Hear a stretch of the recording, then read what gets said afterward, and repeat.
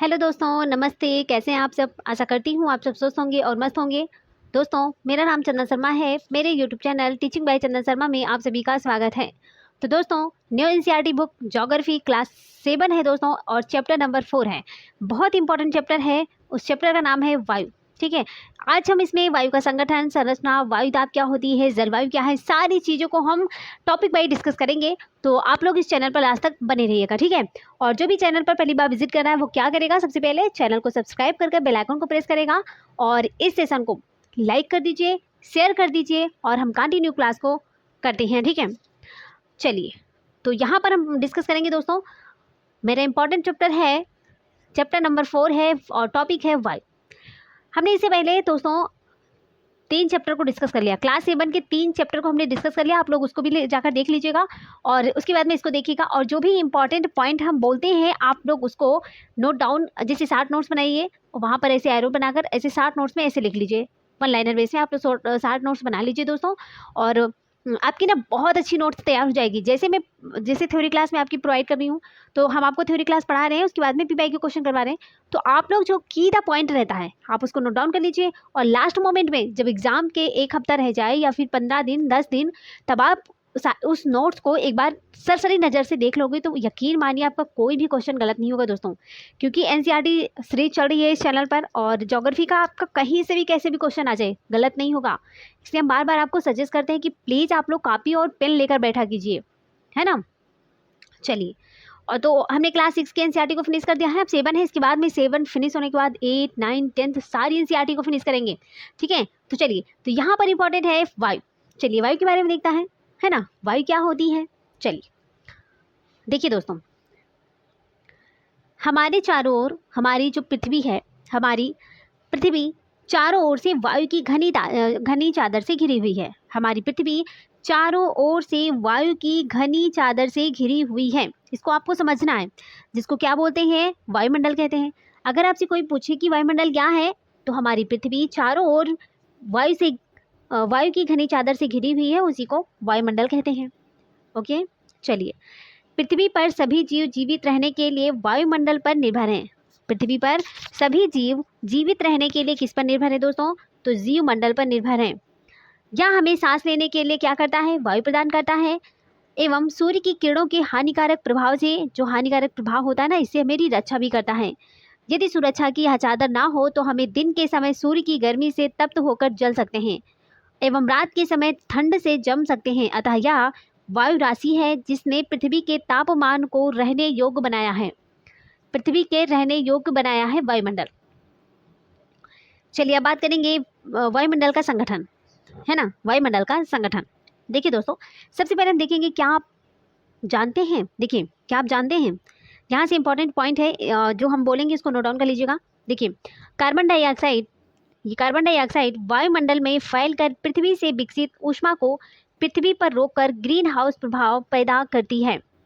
तो green house प्रभाव कैसे पैदा होती है, कार्बन डाइऑक्साइड वायुमंडल में फैलकर पृथ्वी से विकसित ऊष्मा को पृथ्वी पर रोककर ग्रीन हाउस प्रभाव को पैदा करती है, इसलिए इसे ग्रीन हाउस गैस भी कहते हैं। तो ग्रीन हाउस गैस किसे कहते हैं, इसे क्वेश्चन आएगा कि ग्रीन हाउस गैस किसे कहते हैं। तो कार्बन डाइऑक्साइड वायुमंडल में फैलकर पृथ्वी से विकसित ऊष्मा को पृथ्वी पर रोककर ग्रीन हाउस प्रभाव पैदा करती है, इसीलिए इसको ग्रीन हाउस गैस कहते हैं। ये पॉइंट इंपॉर्टेंट है, ग्रीन हाउस गैस किसे कहते हैं, आप लोग इसको नोट डाउन कर लीजिएगा, ठीक है। आगे देखते हैं। और इसके अभाव में धरती इतनी ठंडी हो जाती है कि इस पर रहना असंभव होता है। किंतु जब कारखानों एवं कार के धुएं से वायुमंडल में इसका स्तर बढ़ता जाता है, तब इस ऊष्मा के द्वारा पृथ्वी का तापमान बढ़ता है। इसे भूमंडलीय तापन कहते हैं। भूमंडलीय तापन को ही ग्लोबल वार्मिंग कहते हैं। भूमंडलीय तापन को ग्लोबल वार्मिंग कहते हैं।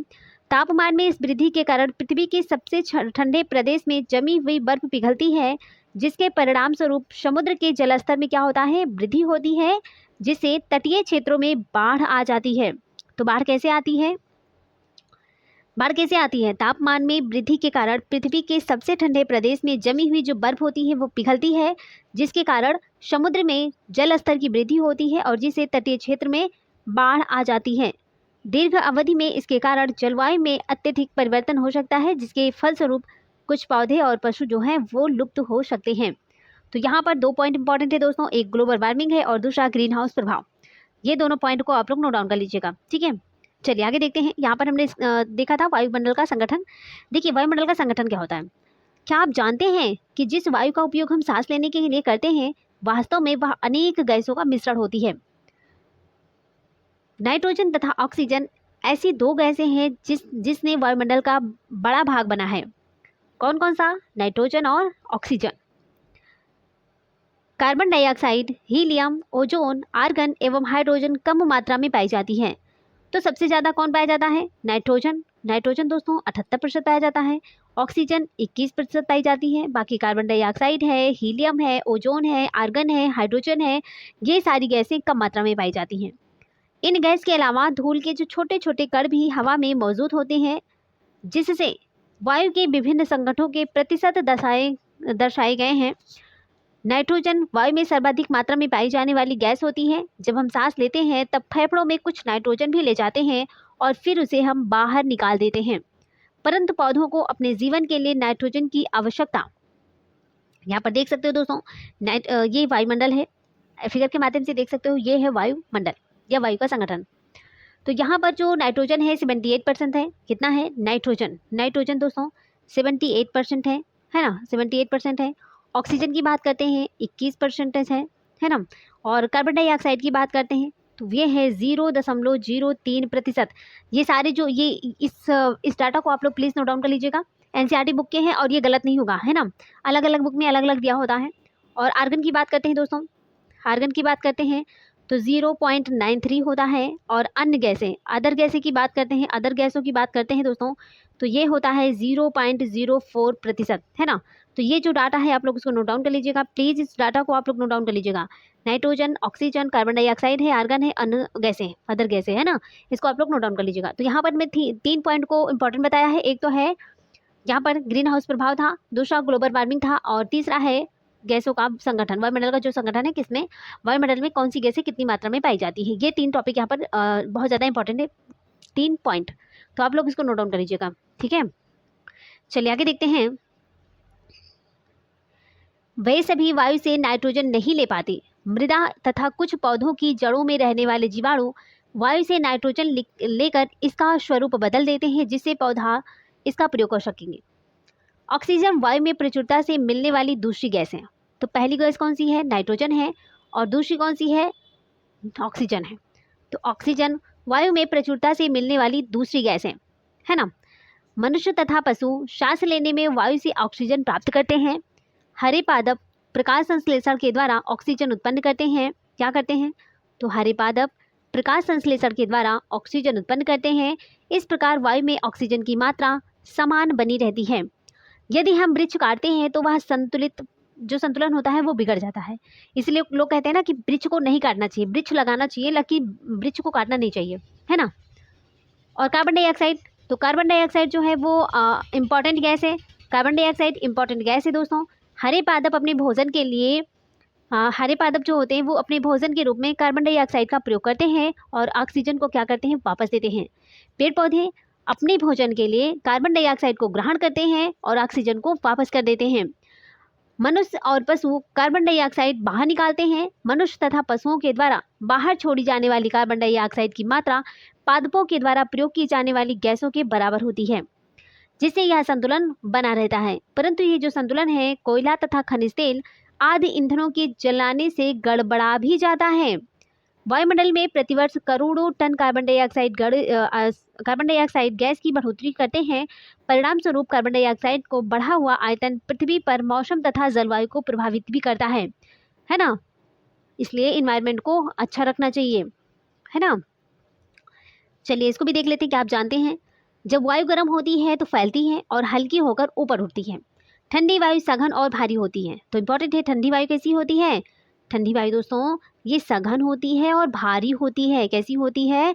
सघन और भारी होती है। इंपॉर्टेंट है, ऐसे क्वेश्चन में पूछ लेंगे ना, अगर आपने थ्योरी क्लासेस पढ़ा नहीं तो वहाँ पर गलत कर दोगे आप लोग। तो ये कहोगे ना कि हवा तो हल्की होती है, हवा हल्की होती है ना, ऐसे बोलोगे ना। तो हवा कैसी होती है? तो दोस्तों जब वायु गर्म होती है तो फैलती है और हल्की होकर ऊपर उड़ती है। ठंडी वायु जो ठंडी वायु होती है वो सघन होती है और भारी होती है, इसलिए इसमें नीचे रहने की प्रवृत्ति हुई होती है। गर्म वायु के ऊपर उठने पर आसपास के क्षेत्रों में ठंडी वायु रिक्त स्थान को भरने के लिए वहां आ जाती है। इस प्रकार वायु चक्र चलता रहता है। इसी प्रकार से वायु चक्र चलता है दोस्तों, ये वायु चक्र ऐसे चलता रहता है ना। तो यहाँ पर हमने ग्लोबल वार्मिंग को पढ़ा दोस्तों, ग्लोबल वार्मिंग को पढ़ा, ग्लोबल वार्मिंग को पढ़ा, है ना।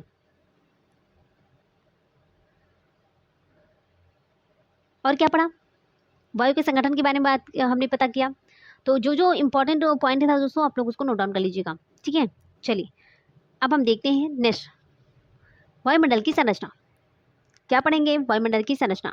देखिए वायुमंडल की जो परत होती है कैसी है दोस्तों, सबसे पहले होती है क्षोभ मंडल होता है, फिर उसके बाद में समताप मंडल होता है, मध्य मंडल, फिर उसके बाद में बाह्यमंडल जिसको हम बहिर्मंडल बोलते हैं, है ना।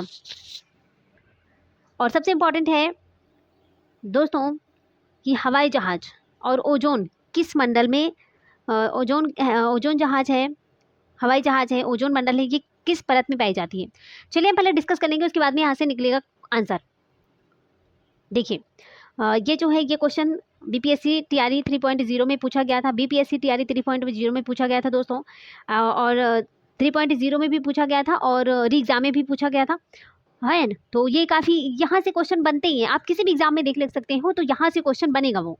इसलिए मैं आपको बार बार सजेस्ट कर रही हूँ कि प्लीज़ आप इस सेशन को आप लोग बिल्कुल भी इग्नोर नहीं करोगे और बिना स्किप के आप लोग इसको पूरा देखिएगा। चलिए तो यहाँ पर बात करेंगे वायुमंडल की संरचना के बारे में। देखिए हमारा वायुमंडल 5 परतों में विभाजित है। हमारा वायुमंडल कितने परतों में, 5 परतों में, है ना दोस्तों। चलिए देखते कौन कौन सा है। देखिए हमारा जो वायुमंडल है 5 परतों में विभाजित है। जो पृथ्वी की सतह से आरंभ होती है ये कौन कौन सी है, सबसे पहला है क्षोभ मंडल है, समताप मंडल है, मध्य मंडल है, बाह्यमंडल है और बहिर्मंडल है। तो कितने मंडल हैं, 5 परतों में विभाजित है। चलिए सबसे पहले बात करेंगे, नंबर 1 है क्षोभ मंडल। क्या है, सबसे पहला है क्षोभ मंडल। यहाँ पर देख सकते हो ना, ये है क्षोभ मंडल। चलिए क्षोभ मंडल को हम डिटेल में देखते हैं। ये जो परत है वायुमंडल की सबसे इंपॉर्टेंट परत होती है। तो वायुमंडल की सबसे इंपॉर्टेंट परत कौन सी होती है, क्षोभ मंडल है। इसकी जो औसत ऊंचाई है दोस्तों वो 13 किलोमीटर है। कितनी है, 13 किलोमीटर है। हम इसी मंडल में मौजूद वायु में सांस लेते हैं। मौसम की लगभग सभी घटनाएं जैसे वर्षा हो गया, कोहरा है, ओलावर्षण है, इसी परत के अंदर होती है। तो ये मोस्ट इंपॉर्टेंट पॉइंट है दोस्तों कि मौसम संबंधी जो घटनाएं होती हैं किस मंडल में होती है, तो मौसम संबंधी जो घटनाएं हैं वो क्षोभ मंडल में होती है। बीपीएससी टीआरई 3.0 में क्वेश्चन पूछा गया था दोस्तों, मोस्ट इंपॉर्टेंट है। और यूपीपी में भी क्वेश्चन पूछने के चांसेस बहुत ज़्यादा है। ये यूपीपी है, आरओ आप किसी भी एग्जाम की प्रिपरेशन कर रहे हो सबके लिए इंपॉर्टेंट है। तो ये क्वेश्चन इन 5 मंडल में से एक क्वेश्चन जरूर आएगा, 1-2 क्वेश्चन जरूर पूछेंगे, इसलिए आप लोग प्लीज़ इसको इग्नोर मत कीजिएगा। सेकंड है हमारा समताप मंडल, है ना। क्या है, सेकंड है समताप मंडल। चलिए समताप मंडल लिखते हैं। क्षोभ मंडल के ऊपर का जो भाग है वो है समताप मंडल। यह लगभग 50 किलोमीटर की ऊंचाई तक फैला है। ये जो परत है बादलों एवं मौसम संबंधी घटनाओं से लगभग मुक्त होती है। इसके फलस्वरूप यहाँ की परिस्थितियाँ हवाई जहाज उड़ाने के लिए आदर्श होती हैं। समताप मंडल की एक महत्वपूर्ण विशेषता यह है कि इसमें ओजोन गैस की परत होती है। ये जो परत है सूर्य से आने वाली पराबैंगनी किरणों से हमारी रक्षा करती है। तो यहाँ पर बहुत ज़्यादा इंपॉर्टेंट है दोस्तों कि मौसम संबंधी घटनाओं से मुक्त होता है समताप मंडल। तो मौसम संबंधी घटनाएं किसमें होती है दोस्तों, क्षोभ मंडल में होता है। अच्छा मौसम संबंधी जो घटनाएं होती है तो ये क्षोभ मंडल में हो गया, फिनिश हो गया, है ना। लेकिन समताप मंडल में क्या होता है, तो वायु जहाज उड़ाने के लिए समताप मंडल में ही वायु जहाज उड़ती है। समताप मंडल में क्या होता है, वायु जहाज उड़ती है और इसी मंडल में ओजोन गैस की परत भी पाई जाती है। क्या पाई जाती है, ओजोन गैस की परत पाई जाती है जो सूर्य से आने वाली हानिकारक किरणों से हमारी रक्षा करती है। क्या करती है, सूर्य से आने वाली हानिकारक किरणों से हमारी रक्षा करती है। तो यहाँ पर 2 पॉइंट इंपॉर्टेंट है। एक तो यहाँ जो समताप मंडल में हवाई जहाज उड़ती है और दूसरी है कि यहाँ पर जो ओजोन गैस पाई जाती है ना। और क्षोभ मंडल में क्या होता है, मौसम संबंधी घटनाएं होती हैं। चलिए अब बात करते हैं मध्य मंडल के बारे में। तीसरा है हमारा मध्य मंडल। क्या है, तीसरा है हमारा मध्य मंडल। चलिए मध्य मंडल के बारे में देख लें। ये जो वायुमंडल की तीसरी परत है, वायुमंडल की तीसरी परत कौन सी है, मध्य मंडल है। यह समताप मंडल के ठीक ऊपर होती है। यह लगभग 80 किलोमीटर की ऊंचाई तक फैली है। अंतरिक्ष में प्रवेश करने वाला हल्का पिंड इस परत में आने पर जल जाते हैं। तो अंतरिक्ष से प्रवेश करने वाले हल्के पिंड किस परत में आने पर जल जाते हैं? तो वो हो जाएगा मध्यमंडल। क्या हो जाएगा दोस्तों? मध्यमंडल। चलिए अब बात करेंगे वाहमंडल। चौथा है हमारा वाहमंडल, है ना। चौथा है हमारा वाहमंडल, वाहमंडल है चौथा, ये है चौथा वाहमंडल है। देखिए, वाहमंडल में बढ़ती ऊंचाई के साथ तापमान अत्यधिक तीव्र से बढ़ता है। वायुमंडल इस परत का एक भाग है। यह 80 से 400 किलोमीटर तक फैला है। 80 से 400 किलोमीटर तक फैला है दोस्तों। वायुमंडल जो है वो 80 से 400 किलोमीटर तक फैला है। रेडियो संचार, रेडियो संचार के लिए इस परत का उपयोग, कौन सा? रेडियो संचार, रेडियो संचार, है ना। रेडियो संचार के लिए इस परत का उपयोग होता है। वास्तव में पृथ्वी से प्रसारित रेडियो तरंगे इस परत के द्वारा पुनः पृथ्वी पर परावर्तित कर दी जाती है। अब पांचवा नंबर है हमारा दोस्तों बहिर्मंडल। क्या है? पांचवा नंबर हमारा दोस्तों बहिर्मंडल है। देखिए, वायुमंडल की सबसे ऊपरी परत को क्या कहते हैं? बहिर्मंडल के नाम से जाना जाता है। यहाँ गैस की पतली परत होती है। हल्की गैस जैसे हीलियम है और हाइड्रोजन यहीं से अंतरिक्ष में तैरती रहती है। हाइड्रोजन और हीलियम यहीं से अंतरिक्ष में तैरती रहती हैं। ठीक है, चलिए अब यहाँ पर देख सकते हो दोस्तों कि स्थानीय समाचार पत्र से 10 दिन की मौसम रिपोर्ट लिखें और मौसम के बदलाव का अवलोकन करिए। तो बच्चों का कार्य है, टीचर को देना चाहिए। और ये इंपॉर्टेंट है कि पृथ्वी सूर्य की ऊर्जा के कितने भाग का केवल एक भाग ही प्राप्त होता है? 2 अरबवां भाग प्राप्त होता है। पृथ्वी सूर्य की ऊर्जा के 2 अरबवां एक भाग मतलब 2 अरबवां भाग ही प्राप्त करती है। ठीक है, अब चलो हम बात करते हैं मौसम और जलवायु के बारे में। क्या है? मौसम और जलवायु के बारे में बात करेंगे दोस्तों, ये इंपॉर्टेंट है। चलिए देखते हैं मौसम और जलवायु के बारे में। देखिए, क्या आज वर्षा होगी? हम आपसे क्वेश्चन पूछ रहे हैं दोस्तों, क्या आज वर्षा होगी? आप क्या बताओगे? भाई जैसा मौसम होगा तो वैसे तो आप लोग बताओगे कि नहीं नहीं मैम नहीं होगी, हाँ मैम हो सकती है। अगर आपके यहाँ मौसम उस टाइप में होगा ना, बदल सा छाया होगा, तो आप कह सकते हो कि हाँ बारिश होगी। और कहीं पर अगर धूप हुई होगी तो आप कहोगे कि नहीं मैम बारिश नहीं होगी। तो यहाँ पर पूछा गया है, ऐसे बच्चे से क्वेश्चन पूछा गया, क्या आज वर्षा होगी? क्या आज दिन साफ रहेगा और धूप निकलेगी? ये सारे क्वेश्चन टीचर्स पूछेंगे बच्चों से, है ना। कितनी ही बार हमने क्रिकेट प्रेमियों के मुंह से एक दिवसीय मैच के भविष्य पर अनुमान लगाते सुना होगा। यदि हम कल्पना करें कि हमारा शरीर एक रेडियो है और मस्तिष्क उसके स्पीकर, तो मौसम वह है जो इसके नियंत्रण बटनों से छेड़छाड़ करता रहता है। मौसम वायुमंडल की प्रत्येक घंटे तथा दिन प्रतिदिन की स्थिति होती है। आर्द्र एवं गर्म मौसम किसी को भी चिड़चिड़ा बना सकता है। अच्छा हवादार मौसम हमें आनंद देता है और हम घूमने की योजना भी बना सकते हैं। मौसम नाटकीय रूप से दिन प्रतिदिन बदलता रहता है, किंतु दीर्घ काल में किसी स्थान का औसत मौसम उस स्थान की जलवायु बताता है। क्या अब आप समझ गए हैं कि हम मौसम का दैनिक पूर्वानुमान क्या करते हैं? चलिए अब बात करेंगे तापमान के बारे में दोस्तों। क्या बात करेंगे? तापमान के बारे में। आप प्रतिदिन जिस तापमान का अनुभव करते हैं वह वायुमंडल का तापमान होता है। आप प्रतिदिन जिस तापमान का अनुभव करते हैं वह वायुमंडल का तापमान होता है। वायु में मौजूद ताप एवं शीतलता के परिणाम को तापमान कहते हैं। क्या कहते हैं? तापमान कहते हैं। चलिए आगे देखते हैं। वायुमंडल का तापमान केवल दिन और रात में ही नहीं बदलता बल्कि ऋतुओं के अनुसार भी बदलता है। शीत ऋतु की अपेक्षा ग्रीष्म ऋतु ज़्यादा गर्म होती है। शीत ऋतु की अपेक्षा ग्रीष्म ऋतु जो होती है वो ज़्यादा गर्म होती है। अब बात करते हैं दोस्तों आतपन के बारे में। आतपन क्या होता है? तो आतपन एक महत्वपूर्ण कारक होता है जो तापमान के वितरण को प्रभावित करता है। सूर्य से आने वाली वह ऊर्जा जिसे पृथ्वी रोक लेती है आतपन कहते हैं। सबसे पहला इंपॉर्टेंट यही है कि आतपन किसे कहते हैं? तो सूर्य से आने वाली वह ऊर्जा जिसे पृथ्वी रोक लेती है। सूर्य से आने वाली वह ऊर्जा जिसे पृथ्वी रोक लेती है आतपन कहते हैं। क्या बोलते हैं? आतपन। ठीक है, आतपन का मतलब होता है सूर्यतप, है ना। आतपन को ही सूर्यतप बोलते हैं दोस्तों। सूर्यतप की मात्रा भूमध्य रेखा से ध्रुवों की ओर घटती जाती है, इसलिए तापमान उसी प्रकार घटता जाता है। क्या आप देख सकते हो? तापमापी तापमान मापता है, तापमापी जो होता है वो तापमान मापता है। वायुदाब मापता है, वायुदाब मापी जो होता है ये वायुदाब को मापता है। वर्षा की मात्रा कौन मापता है? तो वर्षा की मात्रा मापता है वर्षा मापी, है ना। और वात दिग्दर्शन पवन की दिशा दर्शाता है। जो वात दिग्दर्शी होता है ये पवन की दिशा को दर्शाता है। क्या करता है? पवन की दिशा को दर्शाता है। चलिए, तो यहाँ पर मौसम की जानकारी के लिए सारे यंत्र हैं। एक होता है तापमापी है, दूसरा वायुदाब मापी है और तीसरा है वर्षा मापी होता है और वात दिक्दर्शी होता है। तो उम्मीद करती हूँ यहाँ तक आपको अच्छे से समझ आ गया होगा। ठीक है, आगे देखते हैं दोस्तों। अब यहाँ पर हम डिस्कस करेंगे दोस्तों आगे। देखिए,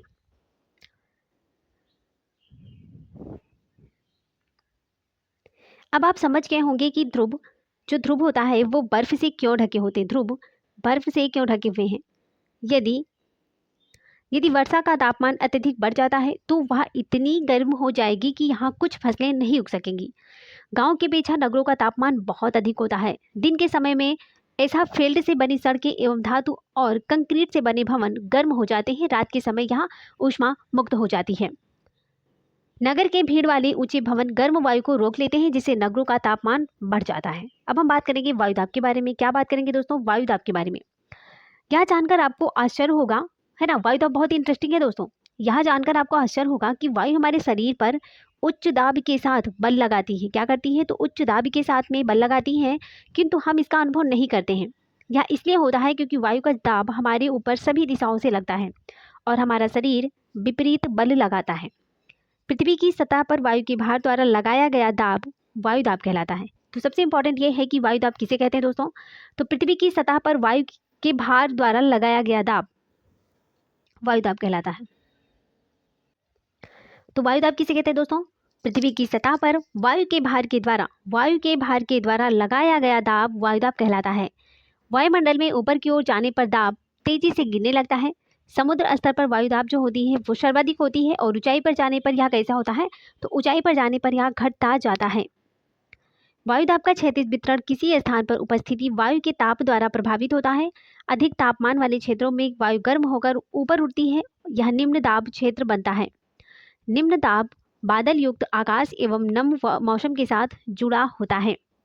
कम तापमान वाले क्षेत्रों की वायु ठंडी होती है। इसके फलस्वरूप यह भारी होती है। भारी वायु निमज्जित होकर उच्च दाब क्षेत्र बनाती है। उच्च दाब के कारण अस्पष्ट और स्वच्छ आकाश होता है।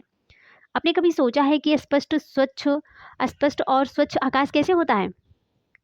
तो आप यहाँ पर देख सकते हो कि कम तापमान वाले क्षेत्रों की वायु ठंडी होती है। इसके फलस्वरूप यह भारी होती है। भारी वायु जो होती है निमज्जित होकर उच्च दाब क्षेत्र बनाती है और उच्च दाब के कारण अस्पष्ट और स्वच्छ आकाश होता है।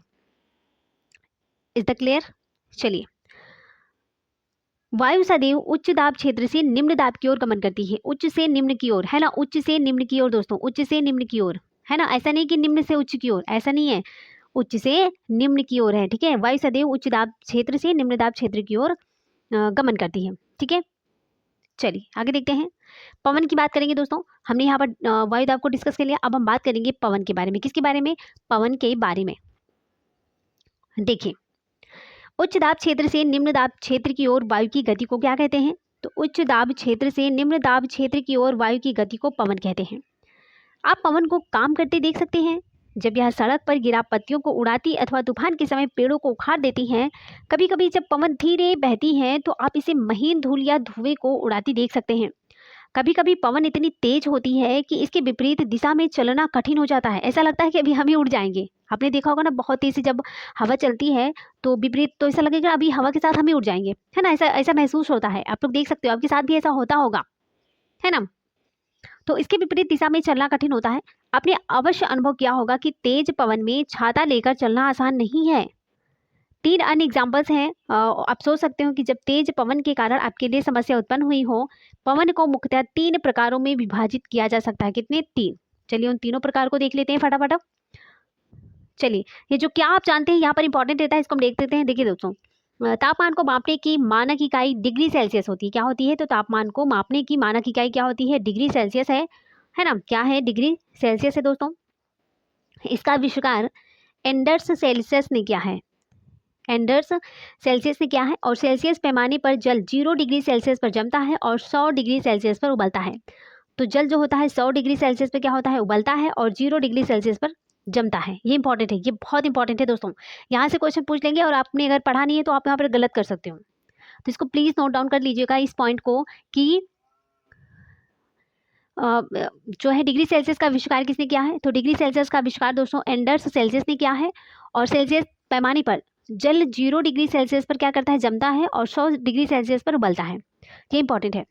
चलिए नेक्स्ट देखते हैं, क्या आप जानते हैं कि चांद पर वायु नहीं है, अतः वहाँ वायुदाब भी नहीं है। अंतरिक्ष यात्री जब चांद पर जाते हैं तो वे विशेष रूप से सुरक्षित हवा से भरी हुई अंतरिक्ष पोशाक पहनते हैं। यदि वे इस अंतरिक्ष पोशाक को ना पहने तो अंतरिक्ष यात्रियों के शरीर के द्वारा विपरीत बल लगाने के कारण उनकी जो रक्त शिराएं हैं वो फट सकती हैं, जिससे अंतरिक्ष यात्री रक्त स्रावित हो सकते हैं। चलिए आगे देखते हैं, क्या आप जानते हो पवन का नाम उनके आने की दिशा के आधार पर निर्धारित होता है। उदाहरण के लिए अगर पश्चिम से आने वाली पवन को क्या कहते हैं, पश्चिम से आएगी ना तो उसको पछुआ कहेंगे, पछुआ पवन बोलते हैं। और पूरब से आने वाली पवन को क्या बोलते हैं, पूर्वी पवन। पूर्वैया चल रही है ना, ऐसे गाँव में बोलते हैं पूर्वैया चल रही है, पछुआ चल रही है ना। तो यहाँ पर दिशा के अनुसार जिस दिशा में हवा बहती है उसी के हिसाब से उसका नाम रखा जाता है। चलिए तो यहाँ पर सारी चीज़ें वायुदाब है और पवन है, आपको क्लियर हो गया। और यहाँ पर जो इंपॉर्टेंट पॉइंट है इसको नोट डाउन कर लीजिएगा आप लोग दोस्तों, और यहाँ पर भी, ठीक है। चलिए आगे देखते हैं। अब बात करेंगे, हमने बताया था ना पवन 3 प्रकार की होती है, कौन कौन सी होती है। अस्थाई पवन है, मौसमी पवन है, पहली है अस्थाई पवन। पहली है कौन सी दोस्तों, अस्थाई है, अस्थाई पवन है। दूसरी कौन सी है, मौसमी पवन है, कौन सी है, मौसमी पवन है। और तीसरी है स्थानीय। अस्थाई, मौसमी और स्थानीय 3 पवन होती हैं दोस्तों, 3 पवन। चलिए इन तीनों पवन को देख लेते हैं, फिगर के माध्यम से देख सकते हो। प्रमुख वायुदाब पेटियां दोस्तों, है ना, ये फिगर बहुत इंपॉर्टेंट है। यहाँ से अगर आपने इस फिगर को समझ लिया तो समझो कि आपके कहीं से भी क्वेश्चन आ जाएंगे, आप गलत नहीं करोगे। कहीं से भी क्वेश्चन आ जाएगा, आप गलत ही नहीं कर सकते हो, है ना। चलिए चलिए देखते हैं दोस्तों, अस्थाई पवन देखते हैं सबसे पहले। देखिए, व्यापारिक पश्चिमी एवं पूर्वी पवने अस्थायी पवने हैं। व्यापारिक पश्चिमी एवं पूर्वी पवने क्या है, अस्थायी पवने हैं। ये वर्ष भर लगातार निश्चित दिशा में चलती रहती है। क्या करती है, ये वर्ष भर लगातार निश्चित दिशा में चलती रहती हैं, है ना। पहला हो गया अस्थायी पवने। सेकंड है मौसमी पवने। देखिए क्या है, मौसमी पवने, सॉरी ये अस्थायी पवने हो गई। अब हम बात करते हैं मौसमी पवने। देखिए ये जो पवने होती हैं, ये जो पवने हैं विभिन्न ऋतुओं में अपनी दिशा बदलती रहती है। एग्जाम्पल्स के लिए भारत में मानसूनी पवने, ये है मौसमी पवने, ठीक है। अब बात करते हैं स्थानीय पवने के बारे में। ये पवने किसी छोटे क्षेत्र में वर्ष या दिन के किसी समय चलती हैं। एग्जाम्पल्स के लिए स्थल एवं समुद्री सवेर। क्या आपको भारत के उत्तरी क्षेत्र की गर्म एवं शुष्क स्थानीय पवन याद है। इसको क्या बोलते हैं, इसको लू कहते हैं। क्या बोलते हैं दोस्तों, लू कहते हैं। देखिए यहाँ पर उच्च दाब होता है दोस्तों, यहाँ पर भी उच्च दाब है ना। ये जो रेखा है, ये जो रेखा है दोस्तों, ये क्या है, भूमध्य रेखीय निम्न वायुदाब डोलड्रम जिसको बोलते हैं। क्या बोलते हैं, डोलड्रम। यहाँ पर देख सकते हो भूमध्य रेखीय निम्न वायुदाब डोलड्रम है। यहाँ पर उच्च दाब होता है 99 डिग्री उत्तरी है, यहाँ पर 90 डिग्री उत्तरी है और 90 डिग्री दक्षिणी है। यहाँ पर उच्च दाब है, यहाँ पर भी उच्च दाब है ना। तो यहाँ पर अधो ध्रुवीय निम्न दाब है, अधो ध्रुवीय निम्न दाब है। ऊपर भी अधो ध्रुवीय निम्न दाब है। देखिए अधो ध्रुवीय निम्न दाब है, फिर उपोष्ण उच्च दाब है, जिसको हार्स अक्षांश बोलते हैं। क्या बोलते हैं, हार्स अक्षांश। तो दोस्तों यहाँ पर जो अधो ध्रुवीय निम्न दाब होता है, यहाँ पर 60 डिग्री दक्षिणी होता है। क्या है, 60 डिग्री दक्षिणी पर अधो ध्रुवीय निम्न दाब होता है। उसके बाद में दोस्तों 30 डिग्री दक्षिणी में उपोष्ण उच्च दाब होता है, जिसको हार्स अक्षांश बोलते हैं। क्या बोलते हैं, हार्स अक्षांश बोलते हैं, इंपॉर्टेंट है।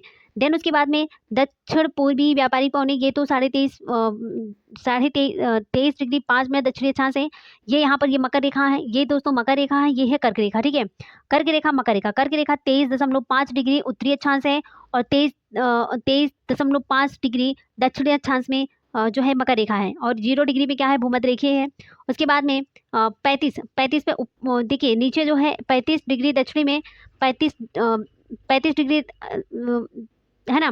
तो 35 डिग्री दक्षिणी में क्या होता है दोस्तों, वो है उपोष्ण उच्च दाब, जिसको हार्स अक्षांश कहते हैं। और 35 डिग्री उत्तरी अक्षांश में उपोष्ण उच्च दाब होता है, इसको भी हार्स अक्षांश बोलते हैं। देन उसके बाद में 60 डिग्री उत्तरी अक्षांश को हम क्या बोलेंगे, तो अधो ध्रुवीय निम्न दाब। क्या बोलेंगे, अधो ध्रुवीय निम्न दाब बोलेंगे। और 60 डिग्री दक्षिणी को क्या बोलेंगे, अधो ध्रुवीय निम्न दाब बोलेंगे, ठीक है। तो ये सारी चीज़ें आप देख सकते हैं, पवनें यहाँ से चलती हैं, यहाँ से चलती हैं, है ना, यहाँ से चलती हैं, अधो ध्रुवीय में जाती हैं। सनातनीय पछुआ पवनें हो गई, है ना। यहाँ पर देख सकते हो जाती हैं, फिर वापस रिटर्न होकर आती हैं, जा रही हैं, है ना, जाने के बाद में फिर रिटर्न होती हैं।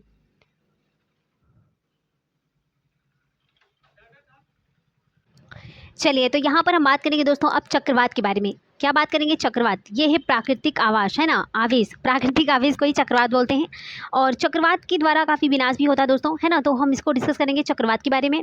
देखिए, भारत के पूर्वी समुद्री तट पर स्थित उड़ीसा में बंगाल की खाड़ी से उठने वाले चक्रवातों का खतरा बना रहता है। 17 से 18 अक्टूबर, ये इंपॉर्टेंट है, 17-18 अक्टूबर 1999 को राज्य के 5 जिलों में चक्रवात आया। 29 अक्टूबर 1999 को एक अन्य महाचक्रवात आया जिसने राज्य के बड़े भाग में तबाही मचाई। मुख्यतः पवन का वेग, वर्षा तथा ज्वारीय प्रोत्कर्ष से हानियां हुई। 260 किलोमीटर प्रति घंटे तक के वेग वाली पवन 36 घंटे से भी ज़्यादा समय तक चलती रही। तीव्र वेग वाली इस पवन ने पेड़ों को उखाड़ दिया है और कच्चे घरों को नष्ट कर दिया है। अनेक औद्योगिक भवनों तथा अन्य घरों की छतें भी उड़ गई। विद्युत आपूर्ति एवं टेलीफोन लाइनें पूरी तरह से कट गई। चक्रवात के फलस्वरूप लगातार 3 दिनों तक भारी वर्षा होती रही। इस वर्षा के कारण उड़ीसा की प्रमुख नदियां में बाढ़ आ गई। चक्रवाती पवनों के कारण उड़ती ज्वारीय तरंगें स्थल पर 20 किलोमीटर तक आ गई और फलस्वरूप तटीय क्षेत्रों में भयानक तबाही हुई। अचानक 7 से 10 मीटर ऊंची ज्वारीय तरंगें आ गई जिसके कारण तैयार खड़ी धान की फसल पूरी तरह से नष्ट हो गई। बताइए, अचानक 7 से 10 मीटर ऊंची ज्वारीय तरंगें आई। बताइए, 7 से 10 मीटर ऊंची, जिसके कारण तैयार खड़ी धान की जो फसलें थी वो पूरी तरह से नष्ट हो गई। आप देख सकते हो चक्रवात के द्वारा जो विनाश हुआ था, फिगर में देख सकते हो दोस्तों, कितनी सारी विनाश का कारण हुआ, विनाश हुआ ना कितने पौधों को। चलिए आगे देखते हैं दोस्तों। 25 अक्टूबर 1999 को, कब, ये सन को याद कर लीजिएगा दोस्तों। 25 अक्टूबर 1999 को पूर्वी पोर्ट ब्लेयर के निकट थाईलैंड की खाड़ी में अवदाब के कारण ये चक्रवात उत्पन्न हुआ और धीरे धीरे उत्तर पश्चिमी दिशा में बढ़ गया। गहन होकर इसे महाचक्रवात का रूप धारण कर लिया और 29 अक्टूबर को सुबह 10:30 पर उड़ीसा के इरेशामा एवं बालीकुंडा के बीच के क्षेत्रों को प्रभावित भी किया। इस महाचक्रवात ने भुवनेश्वर हुआ, कटक है तथा 28 तटीय नगरों सहित उड़ीसा के पूर्वी तट को बर्बाद कर दिया। इससे लगभग 150 लाख लोग प्रभावित हुए। बहुत बड़ी संख्या में पशुओं की मौत हो गई। धान, सब्जियां और फलों की खड़ी फसलों की भारी नुकसान भी हुआ। ज्वारीय उत्कर्ष से उत्पन्न हुई लवणता के कारण कृषि योग्य विशाल भूक्षेत्र अनुपजाऊ हो गए। साल हो गया, है ना, साल है, सागवन है, बांस के बागान वाले विशाल भूक्षेत्र नष्ट हो गए। पारादीप एवं कोणार्क के बीच स्थित मैनग्रोव के जंगल भी लुप्त हो ही गए। अब बात करेंगे दोस्तों आर्द्रता के बारे में। किसके बारे में? आर्द्रता के बारे में।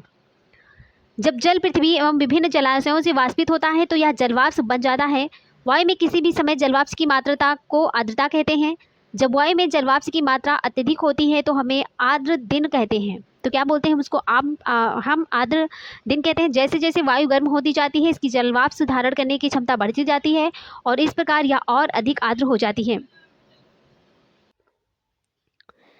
आर्द्र दिन में कपड़े सूखने में काफ़ी समय लगता है एवं हमारे शरीर में से पसीना आसानी से नहीं सूखता और हम असहज महसूस करते हैं। जब जलवाष्प ऊपर उठता है तो यह ठंड होना शुरू हो जाता है। जलवाष्प संघनित होकर ठंडा होकर जल की बूंदें बनाते हैं। बादल इन्हीं जल बूंदों का ही एक समूह होता है। जब जल की ये बूंदें इतनी भारी हो जाती हैं कि वायु में तैर ना सके तब ये वर्षण के रूप में नीचे आ जाती हैं। आकाश में उड़ते हुए जेट हवाई जहाज अपने पीछे सफ़ेद पद चिन्ह छोड़ते हैं और इनके इंजनों से निकली नमी संघनित हो जाती है। वायु के गतिमान न रहने की स्थिति में यह संघनित नमी कुछ देर तक पथ के रूप में दिखाई देती है। पृथ्वी पर जल के रूप में गिरने वाला वर्षा कहलाता है। ज़्यादातर भौम जल वर्षा जल से ही प्राप्त होता है। ज़्यादातर भौम जल जो होता है दोस्तों वो वर्षा जल से ही प्राप्त होता है। पौधे जल संरक्षण में मदद करते हैं। जब पहाड़ी पार्श्वों से पेड़ काटे जाते हैं वर्षा जल अनावृत पहाड़ों से नीचे बहता है एवं निचले इलाकों में बाढ़ का कारण बनता है। इसी आधार पर वर्षा के 3 प्रकार होते हैं: संवहनी वर्षा, पर्वतीय वर्षा और चक्रवाती वर्षा। ठीक है, 3 वर्षा होती है दोस्तों। कितनी? 3। संवहनी हो जाएगा, संवहनी वर्षा, पर्वतीय वर्षा और चक्रवाती वर्षा। ठीक है, चलिए आगे देखते हैं। पौधों तथा जीव जंतुओं के जीवित रहने के लिए वर्षा बहुत इंपॉर्टेंट है। इससे धरातल को ताज़ा जल प्रदान होता है। इससे क्या होता है? धरातल को ताज़ा जल दोस्तों प्रदान होता है। यदि वर्षा कम हो तो जल की कमी तथा सूखा हो जाता है। इसके विपरीत अगर वर्षा अधिक होती है तो बाढ़ आ जाती है। वर्षण के दूसरे रूप हिम, सहिम, वृष्टि तथा ओला है। तो वर्षण के दूसरे रूप कौन कौन से हैं? हिम है, सहिम है, वृष्टि तथा ओला है। ठीक है, ये सारे क्वेश्चन है दोस्तों, यहाँ पर अभ्यास क्वेश्चन है और ये यहाँ से क्वेश्चन ही आयोग उठाता है ना, यहीं से आयोग जो है क्वेश्चन पुटअप करता है। तो अब हम चलते हैं क्वेश्चन आंसर की तरफ। ठीक है, अब हम चलते हैं क्वेश्चन आंसर की तरफ। चलिए, तो यहाँ पर ये सारी चीज़ें, ये चक्रवाती वर्षा है दोस्तों, संवहनी है और पर्वतीय है, संवहनी है। यहाँ पर देखिए गर्म वायु से जगह ये बादल में टकराकर तब वर्षा होती है, पर पर्वतीय आर्द्र वायु से वर्षा होती है, चक्रवाती गर्म वायु ठंडी वायु मिलकर तब वर्षा होती है। ठीक है, चलिए, तो यहाँ पर हम क्वेश्चन स्टार्ट करने वाले हैं दोस्तों। अभी तक हमारे जो भी थ्योरी क्लासेस है उसको हम देखे थे, अब हम चल रहे हैं अपने क्वेश्चन की तरफ। ठीक है, चलिए, तो वायु चैप्टर से ही सीआरटी बुक के ही दोस्तों क्वेश्चन आंसर है, इसको हम फटाफट डिस्कस कर रहे हैं ना। देखिए, मेरा पहला क्वेश्चन है कि निम्नलिखित कथनों पर विचार कीजिए। पहला ऑप्शन है कि वायुमंडल में सबसे अधिक नाइट्रोजन गैस पाई जाती है, बात तो सही है। सेकंड है, जब हम सांस लेते हैं तब ऑक्सीजन के साथ फेफड़ों में कुछ नाइट्रोजन ले जाते हैं, ये भी बात सही है। थर्ड देखते हैं, पौधे अपने जीवन के लिए नाइट्रोजन की आवश्यकता को सीधे वायुमंडल में से पूरा करते हैं, ये ऑप्शन गलत है। तो यहाँ पर पहला और दूसरा सही है, ऑप्शन पहला और दूसरा सही हो जाएगा। ठीक है, चलिए नेक्स्ट क्वेश्चन देखते हैं दोस्तों। थ्योरी हमने पढ़ा दिया तो इसके बाद बार बार डिटेल करने का मतलब एक्सप्लेनेशन करने का कोई मतलब है नहीं दोस्तों। हमने पहले भी अच्छे से मैंने एक्सप्लेनेशन कर दिया है थ्योरी क्लासेस को। तो अब हम यहाँ पर क्वेश्चन आंसर करेंगे और आपको आपकी सुविधा के लिए हम जो है इसका वो व्याख्या ले आते हैं, है ना। आपकी सुविधा के लिए हम व्याख्या लेकर आते हैं, वरना मैं व्याख्या न लाती, लेकिन मैंने सोचा कि नहीं, आप लोग जब बार बार प्रैक्टिस करोगे ना तो आप लोग व्याख्या देख सकते हो। सेकंड ऑप्शन, सेकंड क्वेश्चन है कि वायुमंडल में पाई जाने वाली गैसों का जो प्रतिशत के आधार पर सही अवरोही अवरोही पूछा गया, अधिक से कम, है ना, अधिक से कम क्रम कौन सा है, बताइए कौन सा होगा। Nitrogen, oxygen, helium, carbon dioxide है। Nitrogen, oxygen, carbon dioxide, argon है। Nitrogen, oxygen, carbon argon, carbon dioxide है। नाइट्रोजन, ऑक्सीजन, मीथेन या फिर कार्बन डाइऑक्साइड है। इसको हमने बताया था कि सबसे ज़्यादा, देखो वायुमंडल अनेक गैसों का मिश्रण होता है, तो बात सही है, जिसमें से सबसे पहले नाइट्रोजन, तो नाइट्रोजन तो चारों ऑप्शन में है, तो पहले नाइट्रोजन हो जाएगा और ऑक्सीजन। तो नाइट्रोजन ऑक्सीजन तो सब में है, नाइट्रोजन भाई 78% है, ऑक्सीजन 21% है। देन उसके बाद में आर्गन होता है, क्या होता है, आर्गन होता है 0.93%, कितना होता है 0.93% होता है। और उसके बाद में कार्बन डाइऑक्साइड होता है, ये होता है 0.03%। और अन्य गैसों की बात करते हैं तो 0.04 होता है। तो यहाँ पर राइट आंसर हो जाएगा ऑप्शन सी हो जाएगा, नाइट्रोजन, ऑक्सीजन, आर्गन, फिर कार्बन डाइऑक्साइड होता है। ठीक है, चलिए आगे देखते हैं दोस्तों। नेक्स्ट क्वेश्चन है, ये इंपॉर्टेंट है, मैंने बताया था बीपीएससी टीआई 3.0 में क्वेश्चन पूछा गया था कि मौसम से संबंधित सभी घटनाएं जैसे वर्षा हुआ, कोहरा है और ओला वर्षण वायुमंडल की किस परत में घटित होती है, बताइए। तो वर्षा जो मौसम संबंधी घटनाएं होती है वो किस परत में पाई जाती हैं, क्षोभ मंडल में, समताप मंडल में, मध्य मंडल में या फिर बहिर्मंडल में। देखिए, इसको हम डिटेल में और अच्छे से मैंने एक्सप्लेन किया है दोस्तों, तो आप लोग इस क्वेश्चन को गलत नहीं करोगे, है ना। ये क्वेश्चन कैसे भी एग्जाम में आ जाए, कोई भी एग्जाम में अगर ये क्वेश्चन आते हैं तो आपको गलत नहीं करना है। ठीक है, आपको गलत नहीं करना है। अब इसका रिप्लाई बताइए आप लोग क्या होगा कि मौसम से संबंधित सभी घटनाएं जैसे वर्षा है, कोहरा है, ओला वर्षण है वायुमंडल की किस परत में घटित होती है। तो दोस्तों इसका राइट आंसर हो जाएगा, पहला हो जाएगा क्षोभ मंडल। क्या हो जाएगा, क्षोभ मंडल। नेक्स्ट क्वेश्चन है कि समताप मंडल से संबंधित निम्नलिखित कथनों में से कौन सा कथन सत्य है। क्षोभ मंडल के ऊपर का भाग समताप मंडल कहलाता है। ये जो परत है बादलों एवं मौसम संबंधी घटनाओं से लगभग मुक्त होती है। ओजोन गैस की परत समताप मंडल में ही उपस्थित होती है। तो ये तो बात सही है कि क्षोभ मंडल के ऊपर का जो भाग होता है वो समताप मंडल कहलाता है, सही बात है।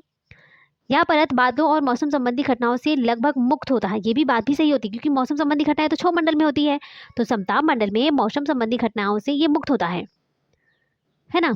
आगे है कि ओजोन गैस की परत समताप मंडल में ही स्थित होती है, ये ऑप्शन भी सही है। तो यहाँ पर इसका राइट आंसर हो जाएगा उपरोक्त सभी। क्या हो जाएगा, उपरोक्त सभी। चलिए आगे देखते हैं। नेक्स्ट क्वेश्चन है, अंतरिक्ष से आने वाले उल्कापिंड वायुमंडल में किस परत में प्रवेश करते ही जलने लगते हैं, बताइए। क्षोभ मंडल होगा, समताप मंडल होगा, मध्य मंडल होगा या फिर बहिर्मंडल होगा। तो अंतरिक्ष से आने वाले उल्कापिंड वायुमंडल में किस परत में प्रवेश करते ही जलने लगते हैं, इसका राइट आंसर हो जाएगा दोस्तों ऑप्शन सी हो जाएगा, मध्य मंडल। क्या हो जाएगा, ऑप्शन सी मध्य मंडल हो जाएगा। ठीक है, नेक्स्ट क्वेश्चन है कि निम्नलिखित कथनों पर विचार कीजिए। आयन मंडल में आयनों अर्थात जल आवेशित कणों की प्रधानता है, इसलिए आयन मंडल रेडियो तरंगों को पृथ्वी पर परावर्तित करके संचार व्यवस्था को संभव बनाता है। सेकंड ऑप्शन है समताप मंडल में अत्यधिक ओजोन गैस वाली निचली परत को ओजोन मंडल की संज्ञा दी जाती है, जो 15 से 35 किलोमीटर तक विस्तृत है। बताइए कौन सा कथन सत्य है? केवल एक होगा, केवल दो है, एक और दो दोनों हो, या फिर ना तो एक होगा ना ही दो होगा। इसका राइट आंसर हो जाएगा दोस्तों ऑप्शन सी हो जाएगा। ठीक है, पहला और दूसरा दोनों सही है। ठीक है, पहला और दूसरा दोनों सही है। चलिए आगे देखते हैं। नेक्स्ट क्वेश्चन है, निम्नलिखित में से कौन सा कथन सत्य है? निम्नलिखित में से कौन सा कथन है जो कि सत्य है? दोस्तों आपको बताना है निम्नलिखित में से कौन सा कथन सत्य है। सूर्य से आने वाली वह ऊर्जा जिसे पृथ्वी रोक लेती है, आप आतपन या फिर सूर्यातप कहते हैं, आइसोलेशन कहते हैं। बताइए, सूर्य से आने वाली वह ऊर्जा जिसे पृथ्वी रोक लेती है आइसोलेशन कहलाती है। आइसोलेशन की मात्रा पृथ्वी पर हर जगह एक समान होती है। बताइए केवल एक सही होगा, केवल दो है, एक और दो दोनों है, या फिर ना तो एक होगा ना ही दो होगा। तो इसका राइट आंसर हो जाएगा दोस्तों ऑप्शन एक हो जाएगा, पहला, केवल पहला। क्योंकि सूर्य से आने वाली वह ऊर्जा जिसे पृथ्वी रोक लेती है आइसोलेशन कहलाती है। Option is the right answer है। ठीक है, चलिए आगे देखते हैं। नेक्स्ट क्वेश्चन है, निम्नलिखित कथनों को ध्यानपूर्वक पढ़िए। वायुदाब का क्षैतिज वितरण किसी स्थान पर उपस्थित वायु के ताप के द्वारा प्रभावित होता है। सही बात है। निम्न दाब क्षेत्र बादल युक्त आकाश एवं नम मौसम के साथ जुड़ा होता है। ये भी बात सही है। उच्च वायुदाब क्षेत्र बादल मुक्त स्वच्छ आकाश से जुड़ा होता है। ये भी बात सही है। वायु सदैव उच्च दाब से निम्न दाब की ओर गमन करती है। ये भी ऑप्शन सही है। इसको हमने डिस्कस किया था ना, सारे पॉइंट को हमने डिस्कस किया दोस्तों। इसलिए मैं बार बार आपको सजेस्ट करती हूँ कि प्लीज़ आप लोग वीडियो को स्किप मत कीजिए, है ना। मैंने आपसे बार बार कहा है कि आप लोग स्किप मत कीजिए वीडियो को, और सारी क्लास को अच्छे से देखिए। तो यहाँ पर इसका राइट आंसर हो जाएगा उपरोक्त सभी हो जाएगा। क्या हो जाएगा? उपरोक्त सभी, क्योंकि इसमें चारों ऑप्शन सही है ना, चारों ऑप्शन सही है। चलिए आगे देखते हैं। नेक्स्ट क्वेश्चन है, निम्नलिखित में से कौन सा युग्म सुमेलित है? वर्ष भर लगातार निश्चित दिशा में चलने वाली पवनें, इसको स्थानीय पवन कहते हैं। आगे देखते हैं, विभिन्न ऋतुओं में अपनी दिशा बदलने वाली पवन को मौसमी पवन कहते हैं। ये तो बात सही है, क्योंकि हमने मौसमी पवन, स्थानीय पवन और संवहनी पवन को मैंने अस्थायी, स्थानीय और अस्थायी, मौसमी और स्थानीय तीनों पवन को हमने डिस्कस किया था। तो बताइए, वर्ष भर लगातार निश्चित दिशा में चलने वाली जो पवन होती है स्थानीय होती है।